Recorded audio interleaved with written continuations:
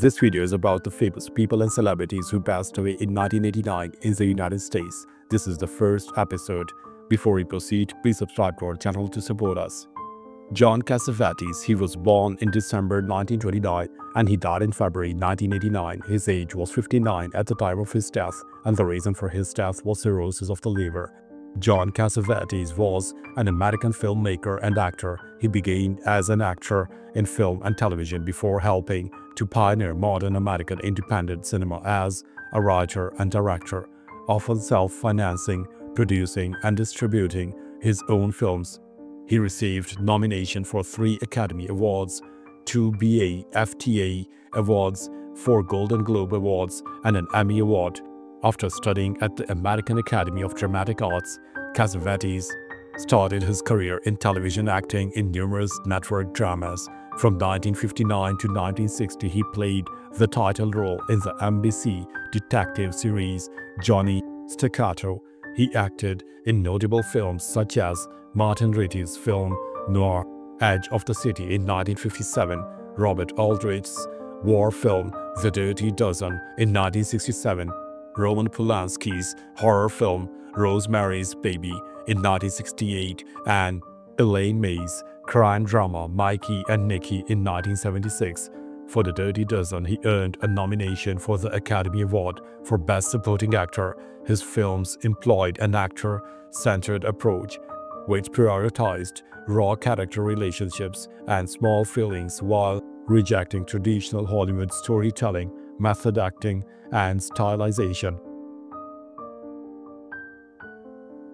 Joe Spinell, he was born in October 1936 and he died in January 1989. His age was 52 at the time of his death, and the reason for his death was hemophilia. Joe Spinell was an American character actor who appeared in films in the 1970s and 1980s, as well as various stage productions on and off Broadway.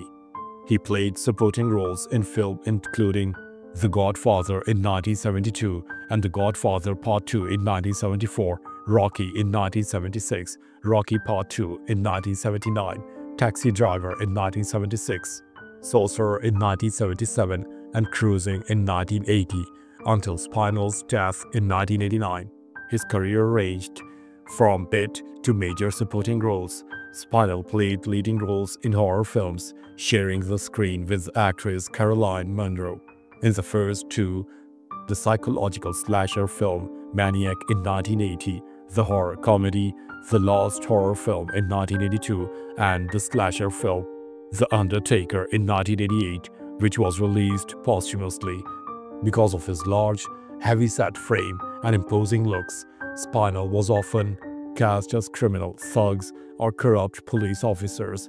As a teenager and young adult, Spinell starred in various stage plays both on and off Broadway. Spinell died in his apartment located off Greenpoint Avenue in Sunnyside, Queens, New York. Billy Tipton, he was born in December 1914 and he died in January 1989. His age was 74 at the time of his death, and the reason for his death was ulcer complications. Billy Tipton was an American jazz musician, bandleader, and talent broker. He is notable for having been posthumously outed as a transgender man. Tipton's music career began in the mid-1930s when he led a band for radio broadcasts. He played in various dance bands in the 1940s and recorded 2 trio albums for a small record label in the mid-1950s. Thereafter, he worked as a talent broker. He stopped performing in the late 1970s due to arthritis. Tipton lived and identified as a male for most of his adult life. After his death in 1989, paramedics discovered he was assigned female at birth. To the surprise of his friends and family, tabloids and national newspapers picked up the story, scandalously reporting that he was a she. Tipton is considered a prominent figure in transgender history in the United States. His story inspired various fictional retellings, including the 1998 novel Trumpet and a 2020 documentary film No Ordinary Man. In 1989, Tipton had symptoms which he attributed to the emphysema he had contracted from heavy smoking and refused to call a doctor. He was actually suffering from a hemorrhaging peptic ulcer, which, left untreated, was fatal. Ted Bundy. He was born in November 1946 and he died in January 1989. His age was 42 at the time of his death, and the reason for his death was execution. Ted Bundy was an American serial killer who kidnapped, raped, and murdered dozens of young women and girls during the 1970s. After more than a decade of denials, he confessed to 30 murders. A total number of his victims is likely to be higher. Bundy's modus operandi typically consisted of stimulating, having a physical impairment to conceive his target that he was in need of assistance, or duping her into believing he was an authority figure. He would then lure his victim to a vehicle parked in a more secluded area, at which point he would bludgeon her unconsciousness, then restrain her with handcuffs before driving his victim to a remote location to be sexually assaulted and killed. Bundy frequently revisited the bodies of those he abducted, grooming and performing sex acts on the corpses until decomposition and destruction by wild animals made further interactions impossible. He decapitated at least 12 of his victims, keeping their severed heads as mementos in his apartment. On a few occasions, Bundy broke into homes at night and bludgeoned, maimed, strangled, and sexually assaulted his victims in their sleep. Bill Terry. He was born in October 1898 and he died in January 1989. His age was 90 at the time of his death, and the reason for his death was undisclosed. Bill Terry was an American professional baseball first baseman and manager. He played in Major League Baseball for the New York Giants from 1923 to 1936 and managed the Giants from 1932 to 1941. Terry was inducted into the Baseball Hall of Fame in 1954. In 1999, he ranked number 59 on the Sporting News list of the 100 greatest baseball players and was nominee for the Major League Baseball All-Century team. The Giants retired Terry's uniform number 3 in 1984. It is posted on the facade of the upper deck in the left field corner of Oracle Park. Nicknamed Memphis Bill, he is most remembered for being the last National League player to hit .400, a feat he accomplished by batting .401 in 1930. Bill Terry is mentioned in the 1949 poem Line Up for Yesterday by Ogden Nash. Ray Mohart. He was born in December 1899 and he died in January 1989.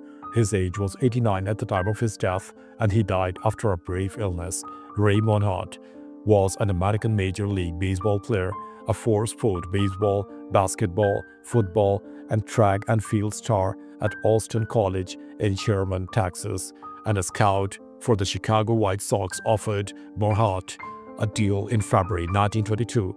Otto Powell, the owner and president of the Flint Vehicles of the Michigan-Ontario League, sold Mohart's contract to the White Sox in August 1924. Mohart made his debut in a doubleheader against New York Yankees on August 10, collecting his first major league hit in the second game. As a rookie with Chicago, Mohart set record with 9 hits during the doubleheader. In January 1927, White Sox traded Mohart and catcher Johnny Grabowski to the New York Yankees for infielder Aaron Watt in a straight non-cash deal. Mohart was a member of the 1927 New York Yankees, a team often considered the greatest ever.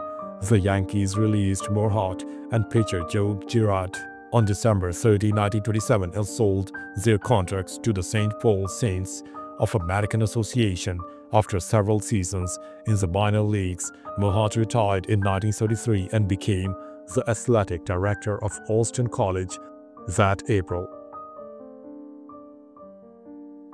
Charles Cornell. He was born in March 1911 and he died in January 1989. His age was 77 at the time of his death, and the reason for his death was undisclosed. Charles Cornell was an American communist.